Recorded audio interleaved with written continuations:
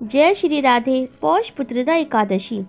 महाराज युधिष्ठिर ने पूछा, हे भगवान, कृपया करके यह बताइए कि पौष शुक्ल एकादशी का क्या नाम है, उसकी विधि क्या है तथा उसमें कौन कौन से देवता का पूजन किया जाता है।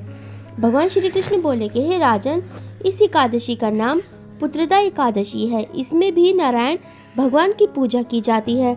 इस चर और अचर संसार में पुत्रदा एकादशी के व्रत के समान दूसरा कोई व्रत नहीं है। इसके पुण्य से मनुष्य तपस्वी, विद्वान और लक्ष्मीवान होता है। इसकी मैं कथा कहता हूँ, सो तुम ध्यान पूर्वक सुनो। भद्रावती नामक नगरी में सुकेतु नाम का एक राजा राज्य करता था। उसके कोई पुत्र नहीं था। उसकी स्त्री का नाम शैव्या था। वह निपुत्री होने के कारण सदैव चिंतित रहा करती थी।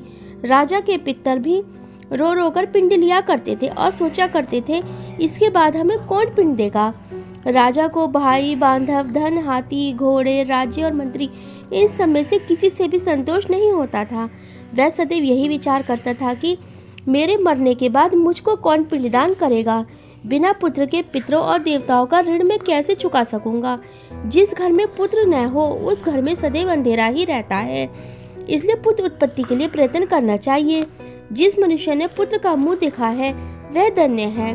उसको इस लोक में यश और परलोक में शांति मिलती है, अर्थात उसके दोनों लोग सुधर जाते हैं।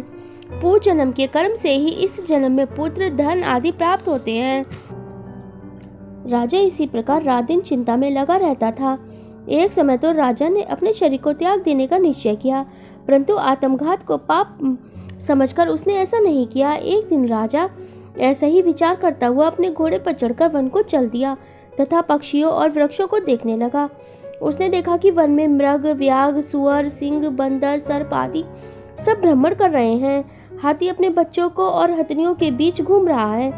इस वन में कहीं तो गीदड़ अपने कर्कश स्वर में बोल रहे हैं, कहीं उल्लू ध्वनि कर रहे हैं। वन के दृश्यों को देखकर राजा सोच विचार में लग गया। इसी प्रकार आधा दिन बीत गया। वह सोचने लगा कि मैंने यज्ञ किए, ब्राह्मण को स्वादिष्ट भोजन से तृप्त किया, फिर क्यों मुझे दुख प्राप्त हुआ। राजा प्यास के मारे अत्यंत दुखित हो गया और पानी की तलाश में इधर उधर फिरने लगा। थोड़ी दूरी पर राजा ने एक सरोवर देखा। उस सरोवर में कमल खिले थे तथा सारस, हंस, मगरमच्छ आदि विहार कर रहे थे। उस सरोवर के चारों तरफ मुनियों के आश्रम बने हुए थे। उसी समय राजा के दाहिने अंग फड़कने लगे। राजा शुभ शगुन समझकर घोड़े से उतरकर मुनियों को दंडवत प्रणाम करके बैठ गया। राजा को देखकर मुनियों ने कहा, राजन, हम तुमसे अत्यंत प्रसन्न हैं, तुम्हारी क्या इच्छा है सो कहो। राजा ने पूछा, महाराज आप कौन हैं और किस लिए यहाँ आए हैं, कृपया करके बताइए। मुनि कहने लगे कि हे राजन, आज संतान देने वाली पुत्रदा एकादशी है। हम लोग विश्वदेव हैं और इस सरोवर में स्नान करने के लिए आए हैं। यह सुनकर राजा कहने लगे, महाराज मेरे भी कोई संतान नहीं है। यदि आप मुझ पर प्रसन्न हैं तो एक पुत्र का वरदान दीजिए। मुनि बोले, हे राजन, आज पुत्रदा एकादशी है, आप अवश्य ही इसका व्रत करें। भगवान की कृपा से आपके घर में पुत्र पैदा होगा। मुनि के ऐसे वचन सुनकर राजा ने उसी दिन एकादशी का व्रत किया और द्वादशी को उसका पारण किया। इसके पश्चात मुनियों को प्रणाम करके महल में वापस आ गया। कुछ समय बीतने के बाद रानी ने गर्भ धारण किया और 9 महीने के पश्चात उनके पुत्र पैदा हुआ। यह राजकुमार अत्यंत सूरवीर, यशस्वी और प्रजापालक हुआ। श्री कृष्ण बोले, हे राजन, पुत्र की प्राप्ति के लिए पुत्रदा एकादशी का व्रत करना चाहिए। जो मनुष्य इस महात्म्य को पढ़ता है, ये सुनता है, उसे अंत में स्वर्ग की प्राप्ति होती है। बोल श्री राधे कृष्ण भगवान की जय। राधे राधे। जय श्री कृष्णा।